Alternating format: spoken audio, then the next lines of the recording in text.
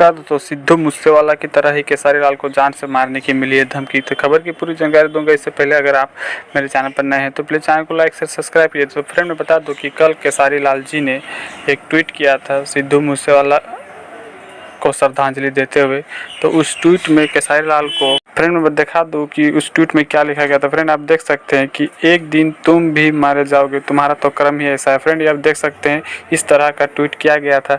और इसके रिप्लाई में फ्रेंड बता दूं कि केसारी लाल के चाहने वालों ने बहुत ज़्यादा इसमें ट्वीट किया, गाली गलौज किए और भी बहुत सारे बातें हुई इस ट्वीट में। आगे और भी ट्वीट किया गया, ये देख सकते हैं कि आप भी बड़बोले हो, ध्यान से रहिएगा, आपको भी खतरा है। फ्रेंड बता दो इसी तरह के बहुत सारे कमेंट किए गए थे केसारी लाल को ले। फ्रेंड देखिए आगे और एक ट्वीट किया गया है, शायद इसके जगह आप होते तो मैं भी लिखता ओम शांति। रीज़न यह है कि बिहार में आप कचरा फैला दिए हैं भाई, यही है वजह है कि आप इतना ट्वीट किए, कितना ताकत झोंक दिए, लेकिन सुरक्षा कभी तुम्हारे साथ नहीं दिया।